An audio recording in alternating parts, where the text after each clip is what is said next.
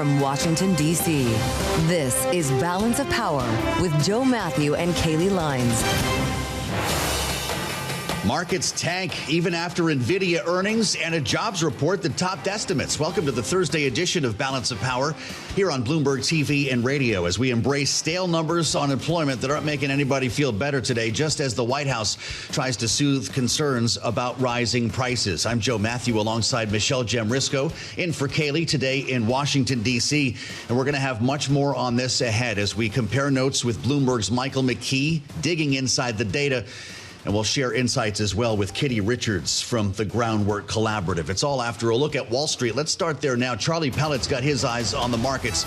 Live from World Headquarters in New York. What happened to the rally, Charlie? Indeed, completely fizzled, perhaps putting it mildly. At one point, we were up as much as 1.9%, Joe Mathieu. But right now, I'm looking at the S&P. Pull up the chart on the Bloomberg, and we are down by 0.9%. Not just lower, but just about the worst level of the day right now on the S&P. We're down 57 now. 65.86 where we stand. We have got the Dow Jones Industrial Average down 286 points now, a decline of 0.6%, while the NASDAQ Composite Index down now by just about 1.1%. 10-year at 4.09% with a 2-year 3.55%. Gold down $12 the ounce, 4,065. Drop there of 0.3%. And West Texas Intermediate crude down 0.8%, 58.97. So bottom line here, seeing losses in a number of different asset classes. Bitcoin, major story there, major sell-off down now by 4%, 86,990 on Bitcoin, so a decline of 3.9%. Nvidia had been the star in the early going, that star fading with Nvidia now down by 1.4%. Bottom line, losses for the U.S. equity markets. Do want to mention Ford shares now down by 3.6%. Ford is tumbling after a fire broke out at an aluminum plant in Oswego, New York. That plant owned by supplier Novelis. Again, recapping here, stocks lower. The Dow, the S&P, NASDAQ, all in the red. S&P down 0.7. Checking Nvidia one more time, slumping now by 1.4%. Jobs Thursday, stocks selling off for on-demand news 24 hours a day. Subscribe to Bloomberg News now wherever you get your podcasts. And Balance of Power continues right now. Back we go to Washington. Once again, your host here is Joe Mathieu. Hey, Charlie, thank you, as ever. We'll get back to Charlie in about 20 minutes and see where we're at. Supposing things could turn around again if it happened once already. We'll take heart in Walmart rising today, as we've been telling you. Stronger than expected earnings, stocks up 6%. Then again, we could also worry about the fact that more people are trading down, which is improving business at Walmart. We might also take note of the fact the company's warning of rising prices thanks to tariffs. So we've got a lot of noise here when it comes to the economy. And with regard to this jobs report today, we're going to talk about this with Michael McKee in just a moment. It's interesting to look at the way the administration is framing this. Michelle Jamrisko with us again today in Washington. Did you see the statement that came out of the White House? That Caroline Leavitt has her take, the press secretary. The labor secretary has a slightly different, maybe more nuanced take. Well, it's always a politicized report, That's of course, right. Joe, in any administration. This Absolutely. is something we can talk about with our own Mike McKee. But, you know, it's hard to say how much power, how much credit or blame a president should get for these jobs reports. But certainly we're in territory that I think anyone would think the inflation is kind of now this administration's story. It's not so much the Biden inflation that we hear about. Or the affordability, as the president was referring to yesterday. He seems to think they changed the language on him there. But let's start with the labor secretary. Joined us on Bloomberg TV and radio this morning, Lori Chavez-DeRemer, framing the report this way. Listen. This was a solid report for the September numbers. We'll have to see how November numbers come out in mid-December. But I think that this is good for the American people.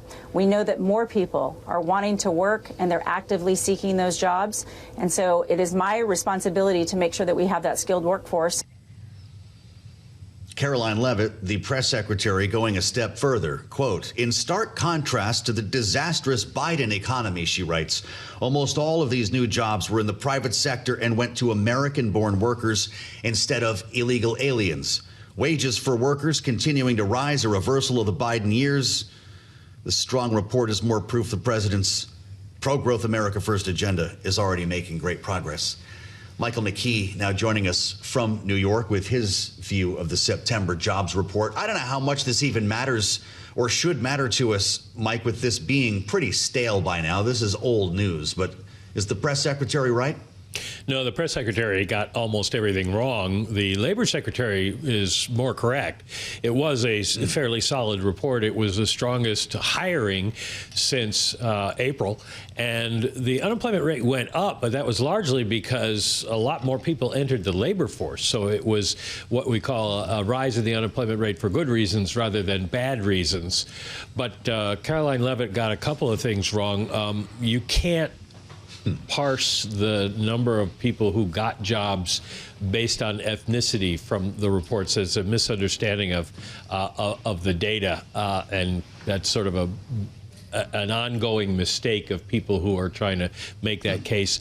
Also, the average hourly earnings on a year-over-year basis averaged 4.4% in the Biden years, and that's even with COVID, and they averaged about 3.3% so far this year. So she's wrong about that as well. Wow. So, Mike, on the unemployment side, I know we always get headaches about trying to unpack all those dynamics. As you mentioned, the participation rate kind of falling into the story as well. I want to unpack another metric in this jobs report, and that is the long-term unemployment rate. I noticed it declined overall, but now we're looking at the shorter-term unemployment in a surge. So what is that combined with what we heard out of jobless claims? What does that all tell you about the firing side and the job loss side of the equation? Well, it's a little hard to draw a straight line, Michelle, because we're missing a lot of data in the middle. But what it does seem to underscore is that people who are losing jobs are not finding them as quickly, finding new jobs as quickly, but we're not seeing a lot of people getting laid off. The jobless claims numbers, 220,000, still very low.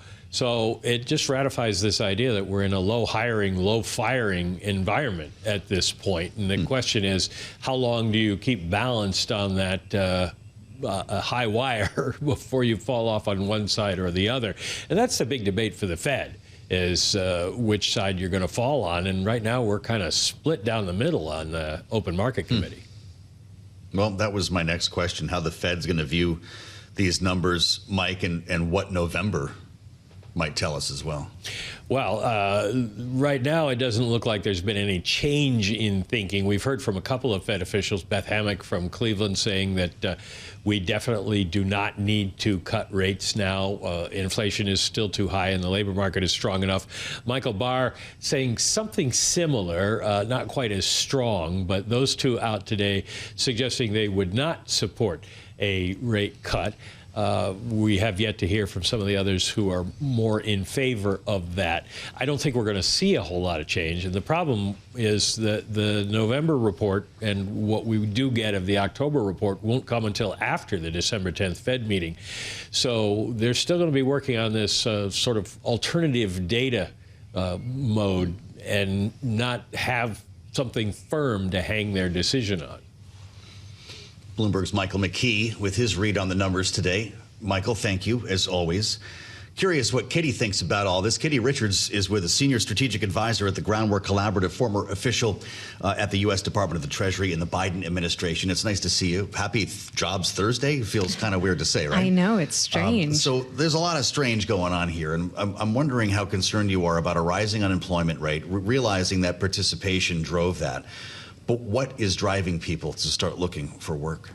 Well, I think that I'd like to take a step back because we were just talking about the Fed and how they're going to think about all of this.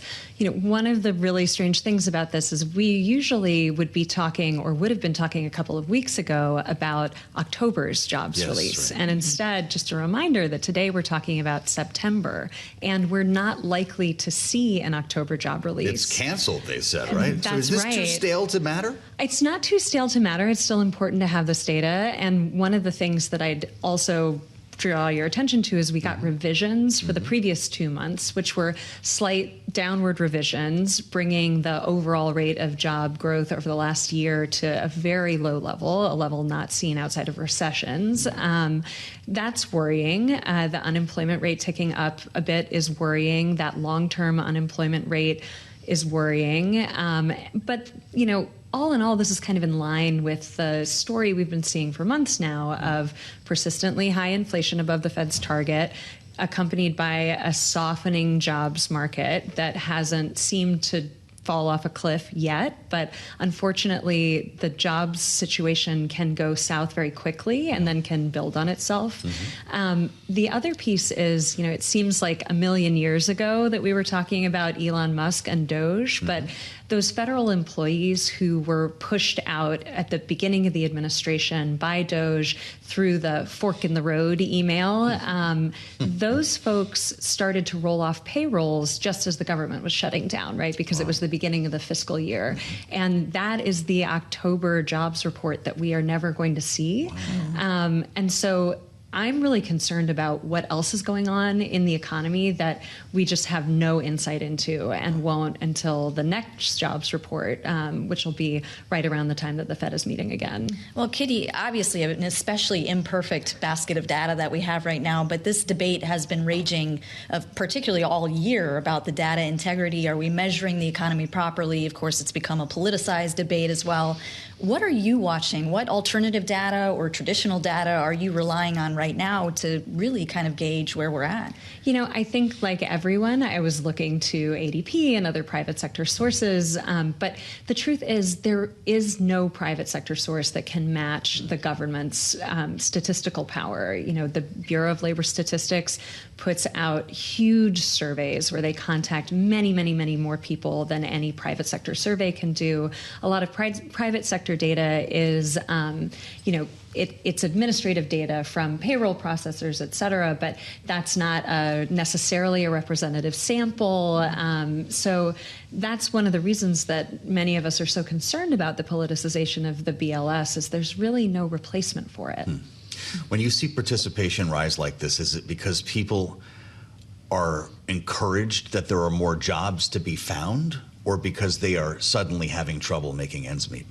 It can be a combination of both. And actually, labor force participation rate growth was one of the bright spots of the post-pandemic recovery. Yes, right. However, we saw a huge labor force participation drop off during the pandemic, understandably, rebuilding that sense that there are jobs out there and drawing people into the labor market. I think also really demonstrated how important it is to keep a tight labor market that can draw people off the sidelines. For many years, especially after the Great Recession, there was this sense that we were just going to have to live with 5.5% unemployment, and there was a lot of discourse about workers being unprepared or other things driving people out of the labor market. What we saw is when you have a really hot labor market where wages are growing and workers have some power to demand better working conditions, those jobs become more attractive and people are drawn in. I think on a month-over-month basis, it's pretty hard to tell what's going on. So, Kitty, I want to ask about two big trends in one question, and that is the immigration crackdown as well as artificial intelligence. I'm wondering if anything out of this report or the data recently tell you about what the impacts have been most recently. I think it's still, again, I'd love to see October's data, and it's still a little bit difficult to tease apart some of these pieces. We know anecdotally that the immigration crackdown is going to have effects on sectors like construction, other sectors that are heavily reliant on immigrant labor. I know here in Washington, D.C., there have been a lot of difficulties for restaurants and, many of these folks, it's not even that their employees are undocumented, it's that their employees are concerned about getting harassed on their way to work. It's really created a chill, I think, for those workers who kind of keep the city running. And I think that we're seeing that it doesn't necessarily show up quickly in the data, but we're seeing that in people's lived experience, especially in blue cities that have been targeted by the Trump administration for heavy ICE activity. In my own neighborhood, there are kids having to be walked to school by other adults because there's a lot of very aggressive activity. Well, this points us to the affordability issue, if I can use that term. We call it costs, prices, inflation. The president's obsessed with the rhetoric right now and brought this up yesterday at the U.S.-Saudi Investment Forum at the Kennedy Center. He seems to think that somebody changed the wording here to have a political impact on the conversation. At least that's what it seemed to be he was suggesting. Let's listen to what he said. Here's the president. We're also making incredible strides to make America affordable again. That's a new word that they're using, affordability. We're bringing prices down, but they came up with a new word, affordability. And they look at we are all about affordability, and everyone assumes that that meant that, no, their prices were high. They came up with a new word. Did you come up? Was he talking about you or Groundwork? Who did this? Well, Groundwork Collaborative has been using affordability for quite some time now, so I am happy for us to take some credit. And I think that, inflation, we've talked about this before. Inflation is a word that has a very specific meaning inside economic circles, right? It's a percent change in the absolute price level across a basket of goods. Wow, very good. What people really care about is not how much prices have ticked up for that basket of goods in the aggregate over the last month. What people care about is whether they can make ends meet. Yeah. And the affordability crisis has really been brewing for quite some time. This has been a problem for American families across the country. And it's driven both by grocery prices and those sorts of things that we really saw shoot up during the inflationary period and that are still rising. But also it's driven by big ticket items like housing and healthcare. And, healthcare is a really good example because the government shutdown was really about trying to extend these really, really important subsidies. 24 million Americans get their health insurance on the Affordable Care Act exchanges, and they just saw their premiums for next year more than double on average. And this is hundreds of dollars a month for a typical family, and that is not something that they can afford. So, Katie, I don't want to make you play the political consultant, but is affordability the most, people-friendly term that we can use? I mean, economists also often get bogged down in terms that are a little bit heavy for ordinary people that are just trying to, make ends meet. Inflation can be a very deep concept. Is affordability the best we can do in terms of attracting people to the idea that prices just need to get better and, we need a tagline here? I think that if we're really talking to people, talking about the specifics of being able to afford your mortgage or your home insurance, being able to put food on the table, pay your rent, put a little away for a rainy day, get childcare, those are the pieces that people are really thinking about. And so, affordability is a word, but really it's trying to capture something deeper about people's experience and whether they can afford the things that they and their family need. He also loves the word grocery. He was kind of working through that in the campaign. He says it's an old word, a strange word, a beautiful word. Grocery.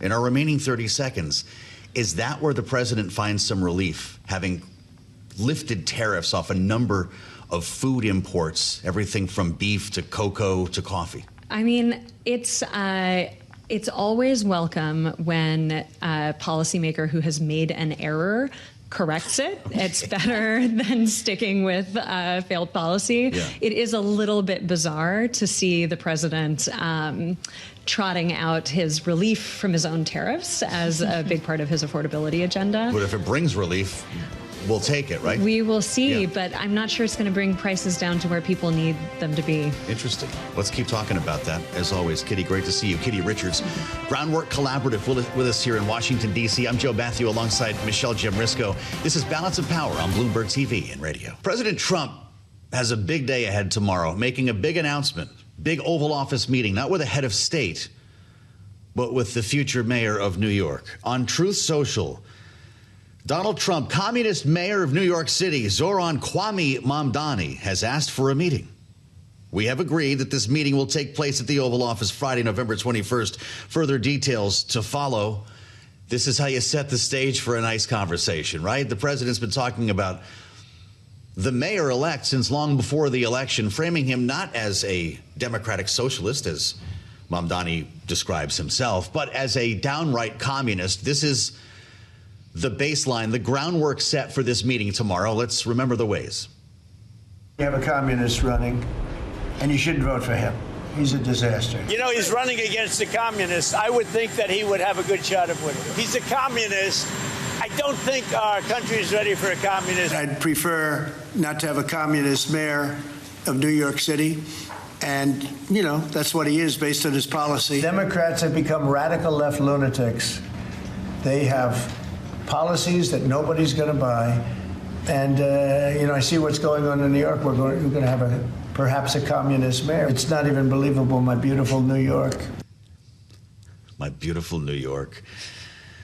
Thanks to our video producer, Cece Cherendoff. Also our resident archivist, as it turns out. It takes some work. You'd have to go back in time and follow the string of rhetoric when it comes to Donald Trump and Zoran Mamdani. Michelle Jamrisko is with us, of course, today in Washington as well. You saw Mamdani respond to this invitation. He was on MS. We call it MS Now. Yeah, I think that's the new term, yes. I want to speak plainly to the president, he said, about what it means to stand up for New Yorkers and in the way in which New Yorkers are struggling to afford this city. Does this sound like a fun meeting? It's going to be fireworks, Joe. I mean, I think Fridays are always fun in this administration, as we know, and I think Trump wants to own the narrative into the weekend, but we could see some fun on either side. Well, as he calls it, the Oval Office, the greatest show on earth, and this could be one to watch. Let's see what the panel thinks. Bloomberg Politics contributor Rick Davis, our Republican strategist, partner at Stonecourt Capital, is with us alongside Kristen Hawn, our Democratic strategist and partner at Rokk Solutions. Kristen, what is the Democratic Socialist, Donald Trump would say communist, mayor-elect of New York going to say to the president tomorrow? Are we going to find out that they become friends? I don't know about friends, but, you know, you've got the politics, and when you're running for office and running campaigns and that type of rhetoric, and then once you're elected, you should be able to shift to governing.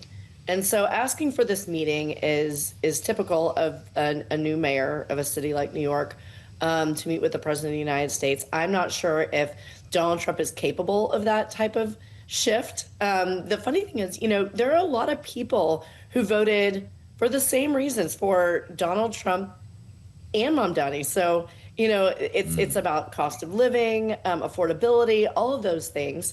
So, you know, one would hope that there would be a productive conversation. I do not have any hopes, and I'm sure that Donald Trump will be posting on Truth Social all about this tomorrow. I have no doubt.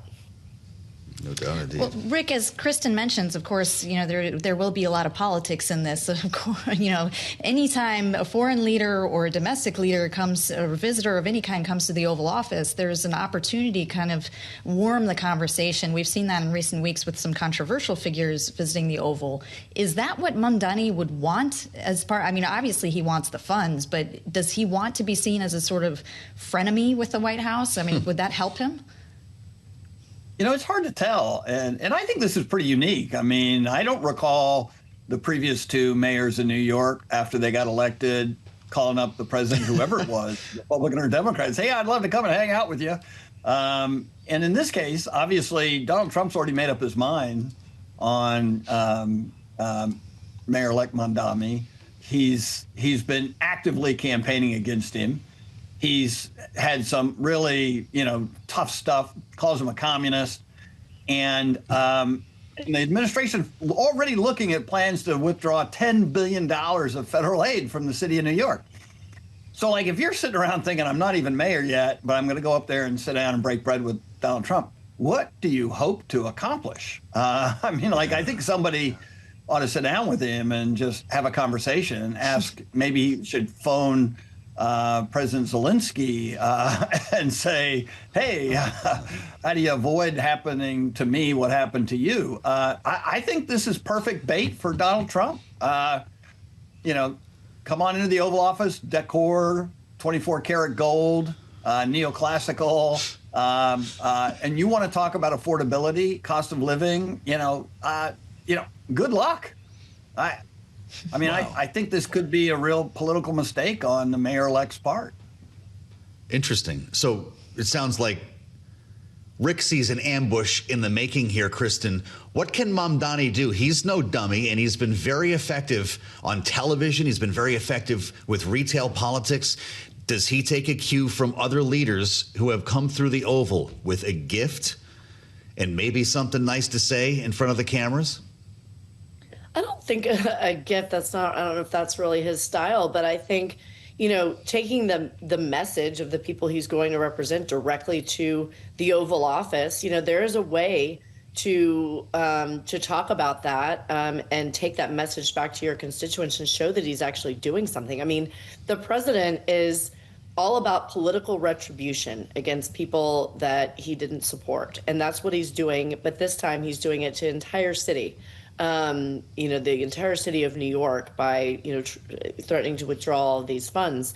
So the mayor, I think it's incumbent upon him to have that conversation with Trump. And I think that he is, whether I agree with all of his policies or not, which I certainly don't, is very good at, he's a great communicator and can communicate that back to the people of the city of New York. Well, Kristen, as we saw earlier this month, Mamdani, from a Democratic Socialist position, alongside two centrist Democrats, all one under the banner of affordability, arguably. What can Democrats looking toward midterms next year learn from perhaps tomorrow and how Mamdani proceeds in his leadership role now? Yeah, I mean, I think that, the mayor of New York is always going to have a huge platform, just given the city that he is with. But you've also got, I'm glad you brought up, Abigail Spanberger and McKee Sherrill. And I think that you have people in the candidates they are and the members of Congress who they were, who were connected with the people that they represented. McKee Sherrill is very good at communicating with people from the state of New Jersey. Abigail Spanberger represented a very purple district, if not red district, in the state of Virginia. And so I think taking it into the midterms, I always say to these candidates, go local. Make sure that you're talking about the local issues, that you're talking about them in ways that people want to hear about them. Now, the mayor of New York, the way he talks to the people in a city like that is not necessarily how somebody running in rural Ohio or Iowa, should be talking. But I think that if you have candidates who are really connecting with the people and talking about the issue of affordability, because it's always about economics and people's ability to put food on the table, that's going to resonate with voters because it hits at home. Rick, we remember when the South African president was brought into the Oval Office, the president played him a video. They actually had the screen up there in the Oval and played him a video of what he said was evidence of genocide against white Afrikaners. Are we going to see something like that where he's going into the lion's den, will likely be surrounded by people on the couches, right? J.D. Vance will probably be there, Susie Wiles, maybe some others, big room full of media. So you're totally out of control, which I think is the point that you were making. Donald Trump is going to run this show. And I wonder what point he's trying to make. Or could we be in a world where the president is trying to reach out to, as he says, his beloved New York to have a working relationship? Yeah, that example you used, Joe, is a good one. When President Ramaphosa came there from South Africa, it was an ambush, right? I don't think he actually expected to be treated that way or to see a video that was dummied up to show some kind of a conflict. And so, but this isn't an ambush, right? Donald Trump's been very clear, even in his latest post, that yeah, you asked for this meeting. Well, you can come to the Oval Office and meet with me, but there's no promise that you're going to come out alive. I mean, so yeah, politically, I think Donald Trump, it's a kind of a gift to Trump, right? I mean, he's got so many problems in Washington right now, and he gets to spend Friday beating up on a socialist, or is his description of a communist. I mean, everybody in this Oval Office is thank God we've got a meeting with Mamdani this Friday afternoon.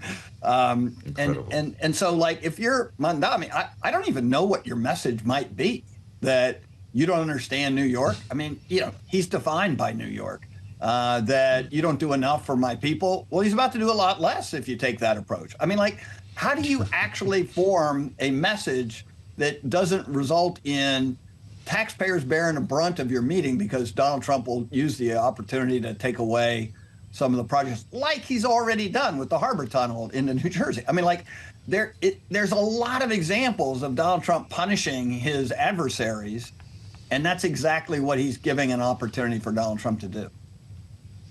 Well, Rick, I'm glad you brought up the Friday news dump because I did want to ask about this from a political point of view, what you would advise. It's been a rough week on messaging. Aside from the celebratory mood at the White House for the MBS visit, they've had to deal with more on the Epstein files and, of course, some of the redistricting news that did not work in their favor. What is the bar for Trump being successful on owning this message into the weekend? Do you think we'll still be talking about Mamdani through tomorrow night and into Monday? Yeah, I mean, the Trump folks will probably, offer to book him on Sunday shows. I mean, anything we can do to keep people talking about you would be a good thing for us. I mean, it's been a disastrous November, right? Starting with the elections and a massive defeat for Republicans. That press conference with the MBS was a hot mess. This is a welcome meeting on a Friday afternoon. Well, we'll be playing that for you if they let us in the room. I'm assuming that reporters, cameras, and microphones will be part of it. Rick Davis, Kristen, Hawn, great to have you both with us, and thanks for the insights. Our great panel here only on Bloomberg. As we watch things develop here over the course of a Thursday that started with a massive rally on the heels of Nvidia earnings, and boy, things have certainly changed since then. One of the big questions we've had about Nvidia this week is the transfer of its technology to not only Middle Eastern nations, but of course, eventually, or not, China. The company's earnings report did not show sales of the H20 chips in China, and we knew that would be the case because there have been no export licenses talked about here when it comes to advanced chips like Blackwell chips, which the president had floated at one point potentially selling to China. Michelle, this is something that's not going to go away anytime soon. The president is selling these chips to Saudi Arabia, and there are concerns, of course, about them getting into the wrong hands. Right, and these chips and F-35 technology and everything else that came up this week as we're looking at these Saudi tentative deals. Absolutely. We talked about it with Denver Riggleman just yesterday, as a matter of fact. The former Republican congressman has his eyes on this creep of technology. Here's what he told us on Bloomberg. Regardless of the relationships you have to have for certain strategic goals or objectives, you have to look at the government itself, but you also have to look at what happens with something called FME, foreign material exploitation. And the fact is, if we're providing chips or F-35s, we're providing technology, advanced technologies, and the Russians are there also with their technologies, they can exploit what we have without us having insight into that. It's a concerning prospect, and it's where we start our conversation with Congressman Andrew Garbarino, the Republican from New York's 2nd District, who serves on not only financial services, but also Homeland Security, where, in fact, he is chair, and that's why this is central to the conversation that we're having. Mr. Chairman, welcome back to Bloomberg TV and Radio. It's great to see you. Do you share Denver Riggleman's concerns when we talk about multi-billion-dollar deals with the likes of Saudi Arabia, knowing that China built a good amount of Saudi Arabia's internet infrastructure, and there are worries about this getting into the wrong hands? Do you share them? Well, absolutely. It's always a concern.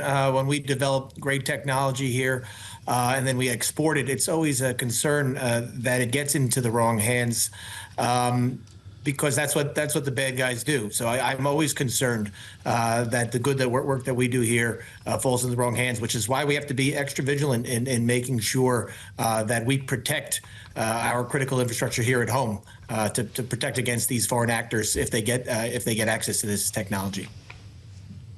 Mr. Chairman, I know among the things that you're working on in this space is looking at Anthropic and their concerns that there was a Chinese hack of their AI technology. I'm wondering, where do we stand on that? Have you seen the evidence of that case? Well, we haven't. The federal government has not determined, FBI says they have not determined if it is if it was a Chinese-backed attack. Anthropic did come out in its report saying that China was behind it. What I do know is it was the most aggressive use of AI in a cyber attack. We've seen AI being used by the bad guys in cyber attacks for years now, but this was the most aggressive use, and it is very concerning that it could just get worse. So one thing I've been talking about with the private sector, 85% of our critical infrastructure is held by the private sector, is controlled by the private sector, is if the bad guys are going to be using AI to attack us, we should be using AI, implementing that in our cyber defenses, because it's going to be impossible to fight this aggressive use of AI and cyber attacks by just human intervention and defense alone. So we have to step up our game. You need AI to beat AI. It brings us to, speaking of cyber and AI, some of the legislation that you're putting forth, Mr. Chairman. The Pillar Act supports state and local cyber programs, as well as strengthening cyber resilience against state-sponsored threats act that would create a joint task force focused on external threats, the likes of which we're discussing right now. Does this argue with the type of deal that we were just discussing between the U.S. and Saudi Arabia, or help to make it possible? Well, I think the second bill you mentioned, the one dealing with the foreign state actors, is hugely important because it's actually going to help us streamline our response to these attacks by our foreign adversaries. We kind of did this after 9/11, where we had intelligence agencies that were not talking to each other, and then after 9/11, we made them so they had to talk to each other and they had to share information. Now our cyber border is a new battlefield, and making sure that the FBI, CISA, other federal agencies are sharing information and sharing it also with the private sector, so we can protect against these foreign adversaries, especially when it comes to attacks on our critical infrastructure. That is something that, and why I'm so proud this bill passed. Hopefully the Senate moves it so we can streamline our response to the thousands and thousands and thousands of attacks that we see every day from foreign actors from the likes of China, Russia, North Korea, and the other bill, the Pillar Act. Federal government has a lot of money; they have a lot of expertise, but our state and local governments, municipalities, counties, mayors, the cities, they don't have the money, they don't have the expertise, even though they also control a lot of critical infrastructure. So this grant program is a continuation of one that's been going on. Will help these local governments stay protected because they need it. And I think this year we've said 44 states have been hit by cyber attacks. So we need to prepare them so they can defend against these cyber attacks as well. So very proud of the two pieces of legislation that passed the House this week. Well, Mr. Chairman, let's talk about the other side of the equation, too. Of course, as you're aware, the debate has been raging this year between the strict national security hawks and those who are taking kind of a more pro-tech stance. Some in the White House kind of are trying to find that nice middle ground there. You mentioned protections earlier. I'm wondering, how does this apply to the TikTok case? We haven't heard movement on that. The Chinese, of course, said that they're ready to help resolve the issue. Where do you think that will fall? I know you voted for the divestiture ban, the so-called bill. Well, it's again, we're waiting for information, like you said. It's going to be interesting to see who's controlling the algorithm, who's controlling the data. This is all questions that we haven't gotten the answers to yet. I understand that a lot of people want TikTok to continue, but I have major concerns over what happens with that data. So I'm going to save judgment on what I think of the final deal until I get some more information on it. But I am very concerned about who controls the data, who controls the algorithms, and it's something that myself and my colleagues are keeping a close eye on. But data protection across the board, all these new technologies that are coming, the use of AI. I am a major proponent of including when Congress acts, when the federal government acts on laws or regulations, there should be some sort of cybersecurity protections built into these regulations, into these requirements, into the language, so we have that extra protection for our people. Congressman, tomorrow's a big day for New York here in Washington. As you well know, the mayor-elect, Zohran Mamdani, is going to be in the Oval Office for a meeting that he requested. The president has been talking about this on Truth Social, and just now the press secretary, Caroline Leavitt, said that a communist is going to be coming to the White House tomorrow. What do you hope comes from this meeting? What's this all about? Well, I appreciate the president taking the time to meet with the new mayor, the mayor-elect. But my main focus is, as a New Yorker and chairman of the Homeland Security Committee, is that New York remains a safe place to live, visit, and work. And I hope the president makes clear to the mayor that his past anti-police comments, his past anti-police rhetoric, is not going to. It's not going to last. It's not going to exist. He can't act this way as mayor. And if he does anything that makes New York less safe, the president has my support in doing what he needs to do in making sure it stays safe. Next year's the 25th anniversary. It could be a schooling tomorrow. Yeah, I look, this is an important topic. Next year's the 25th anniversary of 9/11. This was, Department of Homeland Security, the Committee of Homeland Security, this started after 9/11. So I'm not going to sit by, and the president's not going to sit by, if the mayor decides that his policies are going to make New York less safe. We're not going to put up with it. And, I hope the president makes that painfully clear tomorrow in the meeting. I'm sure they'll discuss other things, but my number one concern is making sure New York City remains a safe place. Well, we'll be keeping our eyes and ears on this. Congressman Andrew Garbarino, Republican from New York, second chair of the Homeland Security Committee. It's great to have you with us, Mr. Chairman. Thanks for your insights today on Bloomberg TV and radio. I'm Joe Mathieu in Washington alongside Michelle Jamrisko. We've got our eyes on Wall Street as Washington and Wall Street collide today with September jobs data at hand and a big question about what happened with Nvidia earnings, a beat and raise that sparked a big rally this morning, and it's long gone. We want to get back with Norah Mulinda, watching the markets for us at Bloomberg World Headquarters in New York. Norah, this doesn't seem to be getting better. What's behind all this?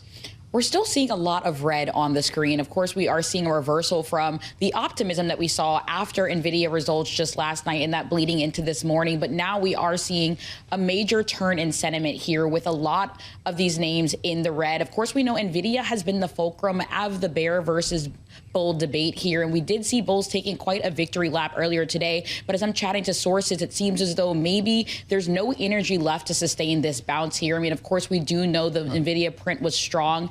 Did little to dissuade fears, though, that we are approaching a peak here in terms of how bears are thinking in this environment. We know that we have a combination of worries between a potential AI peak here. If you think about the results that we got out of Nvidia, 62% in terms of revenue growth figure is strong. But of course, that's lower than what we had seen in past years when we saw quarters where it was 200% plus growth. So you are seeing a lot of expectations continuing to be high in this market, and a lot of investors right now wondering whether or not we are seeing the peak. Well, there were lofty expectations for Nvidia, Norah. I'm wondering, what are you looking at from here to see if they actually meet what the market's demanding?